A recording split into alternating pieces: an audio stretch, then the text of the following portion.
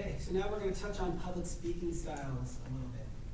And this is more of just a general education on public speaking.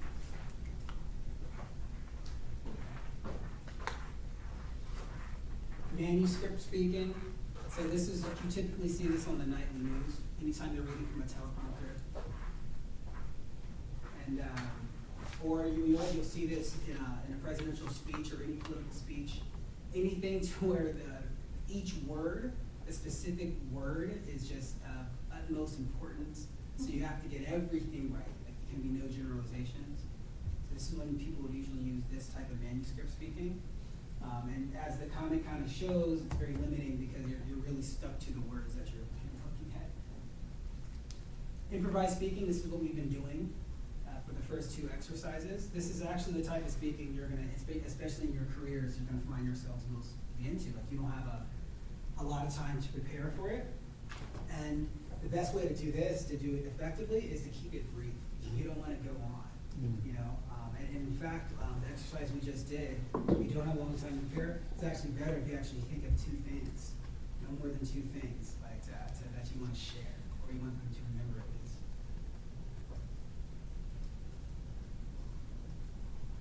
And extemporaneous speaking, or I like to think of it as rehearsed conversation. This is what you're going to be using in your pitches. Even though I know that you're writing out your pitch word for word, most of y'all, to really get there. But this is really, it should feel like a conversation. When you go and look at a TED Talk, they feel like a conversation, even though one person's speaking. And a lot of that's the word choice, but more importantly is the speaker knows the meaning and the purpose of each phrase, right? And you can think of it as if the pitch or if the message is a journey from point A to point B, a rehearsed conversation can get there in a lot of different ways. So you don't have to, it's not really dependent on the exact words at all, right? And the tone you use, the feeling of it, really is, it's personable, because you want that person to connect with you. Or you want to connect with that person. So this is a style that we're going to be using in the pitches, and that's a really old bit. I probably have to update it, but this is Who's on First. So they did this for years. It was the same exact routine, and people would see it over and over again because it felt fresh, like it was a new conversation. But it was a very, very well rehearsed conversation. That's what it was. Okay. There's other speaking styles. You know, I think workshop public speaking is its own style because you're kind of going in and out between rehearsed conversation and also improvisation with it. But I'm not going to go over all those. Just wanted to give you all a taste that there's actually different types of public speaking styles. And here we are. This is really the meat of pitches, is rhetoric. Or you can think of this as persuasion, the art of persuasion. This is people, there's thousands of books on this, and we actually been studying this for the last 2,000 years. This is the difference. Rhetoric and influence and persuasion really is the difference between us and then having your pitch dictated by a robot, right? It involves creativity, it involves emotional intelligence, and it's easy to understand, but it's not easy to execute expertly. The good news is, it's like we've been studying this for a while, and we really could just categorize things into a few different marks that you want to hit.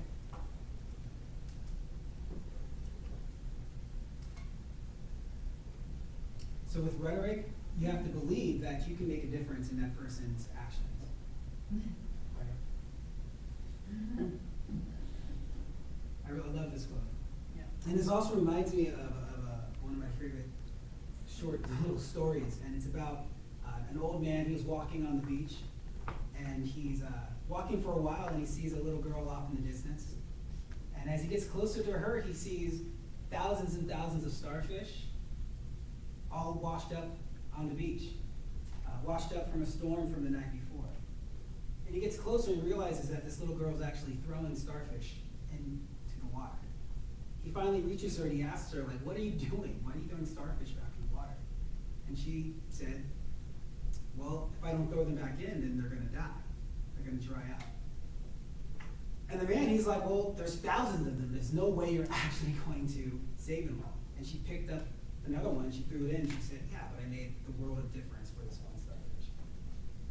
And that really just shows that anybody can make a difference. You might not affect the whole, but even affecting one could be the world of difference for that one. And you need to believe that if you're going to have any sort of persuasion. You need to believe that you can actually make a difference, because you can.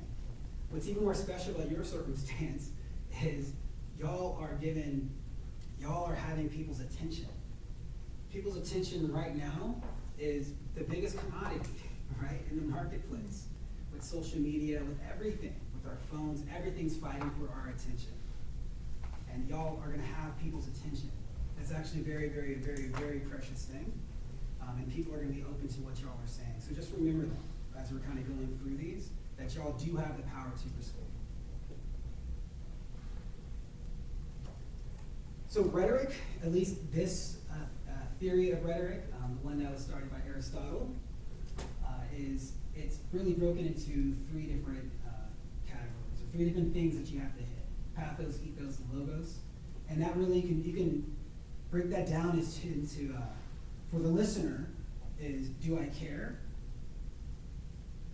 Do I believe you? And does this make sense? To influence anyone, you actually have to hit all of those. The person has to believe you. The person has to actually care to do anything about it. And what they're doing actually has to make logical sense. The bigger action that you want that person, you want to influence them into, the harder you got to hit each of these points, right? The deeper you got to get into it. They have to really believe you. If it's a big action, they got to really care about it. If they're going to invest a lot of money, then they're going to scrutinize it a lot, so it really has to make sense. So it's the bigger the action, the more deeply you got to hit each of these three marks. And that's another thing too. So when I say persuade, I actually think a better way to think about it is influence. Because when you think of rhetoric and you think of this stuff, we usually think of politics and you're trying to convince somebody who doesn't believe you into believing you. That's not what you're doing here. Everybody actually is on your side. Everybody who's going to be in the room, they don't disagree with you necessarily. So you're not trying to convince them to believe one thing and you believe another, but you're trying to influence them to act. So here you're trying to persuade them from not acting to acting. And that's why the do I care, that's why it's so important, because that's actually what gets people to move. So here's different ways you can establish these three different marks. So for the do I believe you, you can think of this as the credibility. Is this person credible? For this is, you can establish this with facts. Your credentials, the position you're in, years of experience, your proximity to the issue, and probably the most powerful one is lived experience. All of these have to clearly connect with the issue. I'm not sure if y'all can read that, but it says all of them have to clearly connect with the issue. It doesn't matter if you are I work in nonprofits, never worked with animals really in a career sense. So if I'm giving a talk on saving dolphins, then I'm going to have to connect. I can't use that in my 15 years experience in the nonprofit. Or I'm a public speaking trainer, so I can't use that necessarily like for dolphins, even though those might be credible as something else. It has to clearly connect to the issue. This should actually be your quickest thing, usually a sentence, right? It has to, so you don't want people doing mental gymnastics to try to figure out how you connect to the issue.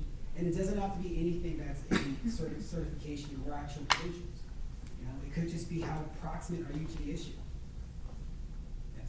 Do you want to do this at the beginning, or what point do you want to do? This is usually done in the beginning, but I've seen fundraising appeals particularly, well, they'll do the reveal at the end, right? So the person actually talking about it, they'll say a story, yada, yada, right? And at the very end, they're like, I know this works because this was me.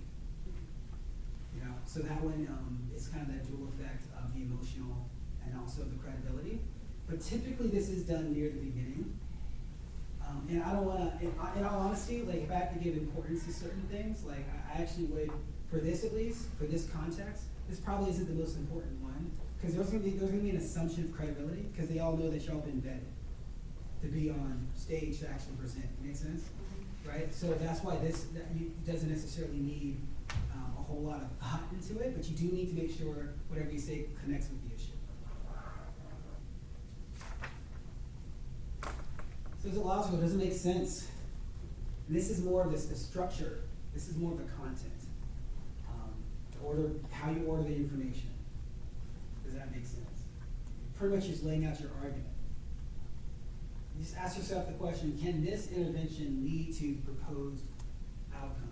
So it's like, if your intervention is gonna have a lot of indirect outcomes, then you have to tell them these are indirect outcomes. You know, you can't assume that they're gonna understand how things connect directly or indirectly. It's fine if you actually talk about any of the long-lasting outcomes of it, but it's important that you state it. It should be very obvious, actually. And is the argument consistent? Are your facts actually supporting, the solution of your intervention? Is that working?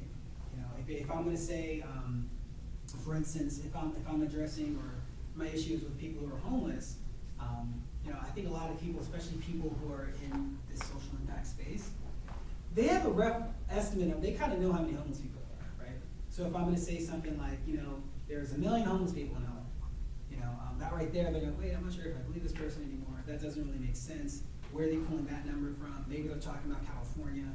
So you don't want to distract them from it. Things have to make sense. And the question you can ask is it logical? Is the information I'm presenting, is it verifiable? Can they actually verify it themselves? Another way is it quantifiable? You don't have too many.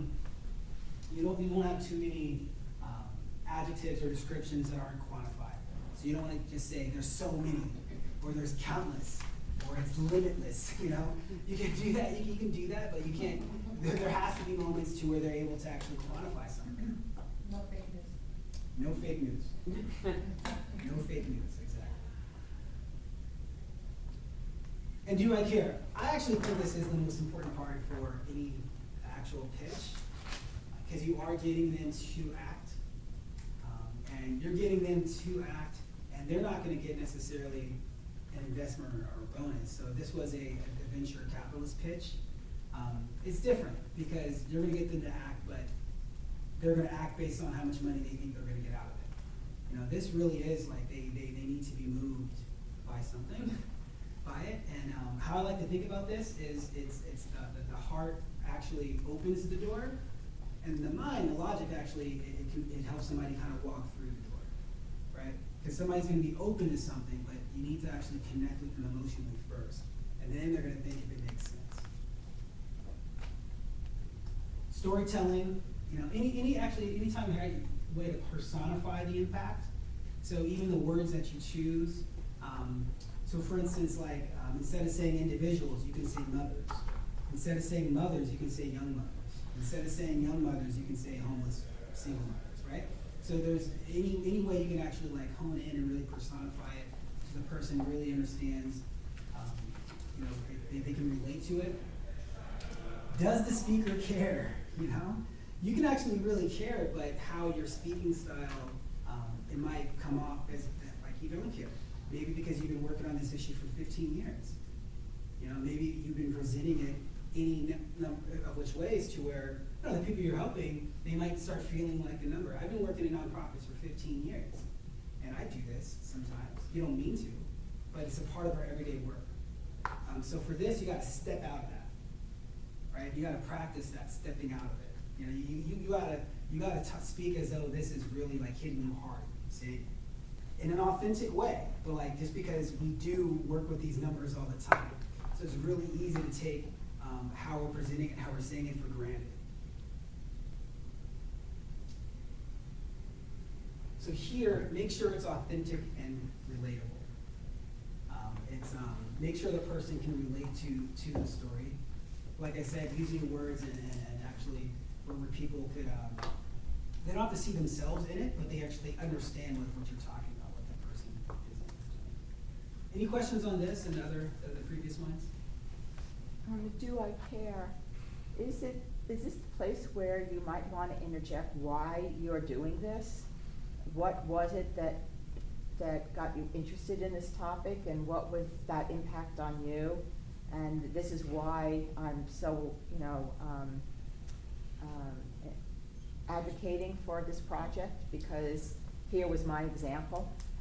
So I think that connects more with do I believe you? But do I care and do I believe you, depending on what you use to establish that, they can interconnect, like I said before, if it's lived experience, you know what I mean?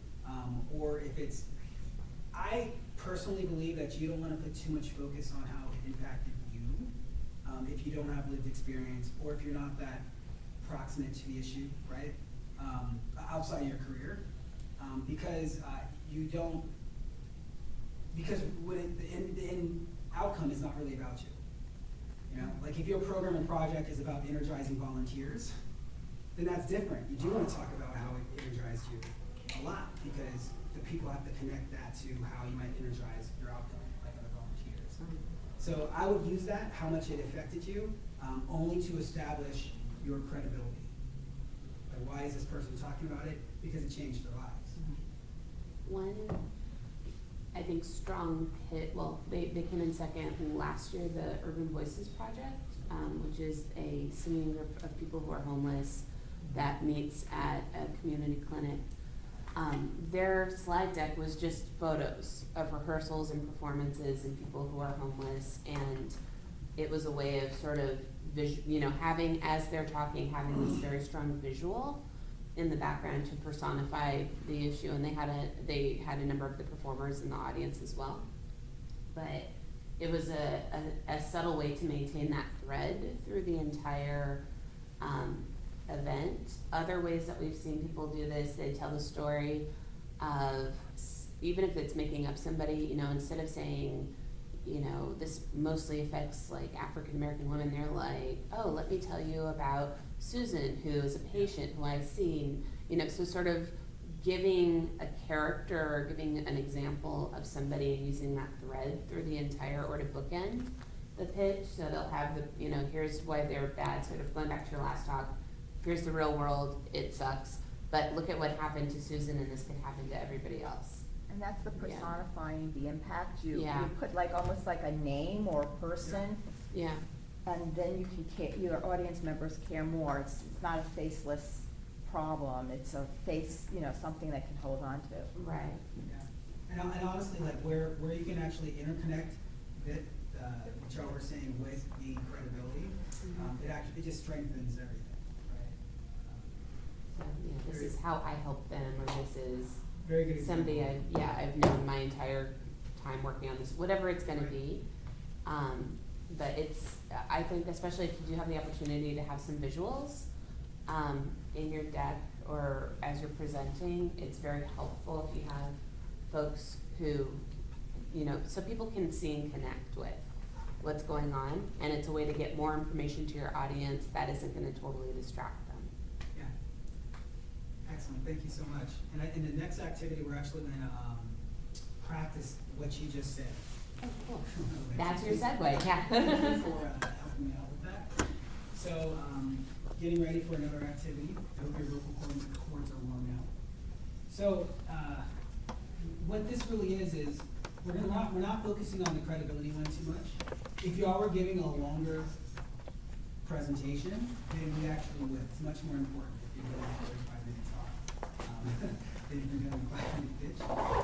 But what we're going to do is we're really going to hone in on the situation, and y'all remember that from last time, and I'm sure you're really and the solution. And we're really going to doing a direct line in the situation. That's typically where you're going to really evoke emotion for people, is what the current situation is. So that's going to connect to pathos, and then also to the solution really needs to connect to logos, or to, is it rational, like does this make sense? And I put a couple questions on the side. You don't have to use those. So it's kind of like when you're thinking of emotions and the situations, Or if you want to flip it around and connect the situation to positive emotions. So it's what do they stand to lose if this doesn't happen, right? And you can, that right there, you can talk about what's currently happening. So the assumption is that's going to keep on happening. So whatever that is. So what they stand to lose meaning specifically, like is it material wealth? Is it their life? Is it their health? Is it their children's happiness? So really think about like what do they stand to lose? And I want y'all to list those out. Try to be as specific as you can. You're not gonna have to like repeat all these things in your pitch, but the better you can actually understand what people have to lose. One, I think for a lot of us, we don't do this exercise, so we might actually say like, wow, I didn't actually think about these other things in that lose. But also, you're gonna be able to relate that, right? Kind of like work that into your pitch